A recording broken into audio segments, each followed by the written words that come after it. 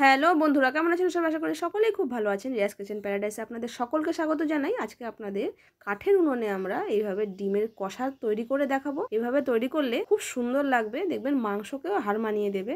আপনারাও বাড়িতে এইভাবে যদি কাঠের উনুন থাকে ট্রাই করবেন। গ্যাসের থেকেও খুব সুন্দর হয় এটা খেতে। আমরা প্রথমে ডিম আর আলুগুলোকে সিদ্ধ করে নিয়েছি, তারপর এর মধ্যে একটুখানি ছাড়িয়ে নিয়ে ডিমটাকে লবণ আর হলুদ লাগিয়ে হালকা করে এটাকে ভেজে নেব। একটু লাল লাল করে ভাজবেন, তাতে খেতে খুব ভালো লাগবে ডিমগুলো। আমরা এইভাবে হালকা করে ডিমগুলোকে একটু ভেজে নিয়েছি। তার মধ্যে একটু জিরে ফোড়ন, একটু পেঁয়াজ ফোড়ন, এরকম ডুমো ডুমো করে পেঁয়াজগুলোকে ফোড়ন দেবে। ফোড়ন দেওয়ার পরে একটু লাল লাল করে পেঁয়াজটা ভাজা হলে এর মধ্যে আমরা আদা রসুন বাটা, জিরে বাটা, লঙ্কার গুঁড়ো, লবণ, হলুদ দিয়ে ভালো করে মশলাটা কষিয়ে নেব। ভালো করে মশলাটা কষিয়ে নিলে দেখবেন এটা খেতে খুব ভালো লাগবে। মশলাটা ভালো করে কষানো হয়ে গেলে আমরা যে আলুটা সিদ্ধ করে রেখেছিলাম সেটাকে এর সাথে দিয়ে ভালো করে আমরা কষিয়ে নেব। এই আলুটাকে এর মশলার সাথে ভালো করে কষিয়ে নেবেন। তার সাথে আমরা একটা বাটিতে দই অল্প ফেটিয়ে রেখেছিলাম, টক দই, সেটাকে আমরা এর মধ্যে দিয়ে দেব। দই দিয়ে ভালো করে কষানো হয়ে গেলে আমরা এর মধ্যে অল্প জল দিয়ে দেব। জলটাকে দিয়ে ভালো করে একটুখানি এটাকে ফুটতে দেবেন।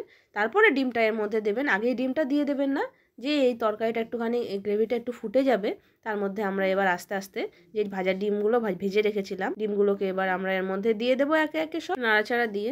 এবার এর মধ্যে আমরা সব ডিমগুলোকে এইভাবে দিয়ে দেবো। ভালো করে একটু ফুটিয়ে নেবেন, 5 থেকে 7 মিনিট একটু ফুটিয়ে নেবেন। ঝোলটা একটু গাঢ় গাঢ় হলে তার মধ্যে আমরা অল্প এক কারি মশলা আর অল্প গরম মশলা দিয়ে দেবো। তাহলেই তৈরি হয়ে যাবে দারুণ একটা ডিম কষার রেসিপি।